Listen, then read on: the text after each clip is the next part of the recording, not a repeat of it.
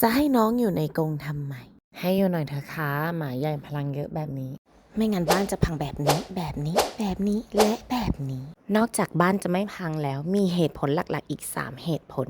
ที่การจำกัดพื้นที่ของสุนัขใหญ่สำคัญมากๆอย่างแรกเลยคือความสงบการจำกัดพื้นที่จะทำให้น้องสงบและไม่ตื่นตัวง่ายเพราะกรงเหมือนเป็นพื้นที่เซฟโซนของเขาน้องๆสามารถนอนเล่นในนี้ได้แบบไม่มีใครรบกวนเลยข้อที่2คือความปลอดภัยนอกจากบ้านจะปลอดภัยแล้วน้องๆก็ปลอดภัยด้วยเวลาที่คุณไม่อยู่ป้องกันการกินหรือกัดแทะสิ่งอันตรายส่วนข้อสุดท้ายคือวินัยของเด็กๆและลดปัญหา separation anxiety ฉี่ไม่เป็นที่ลดปัญหาตรงนี้ได้เยอะมากๆเด็กๆบ้านเราชอบนอนในนี้มาก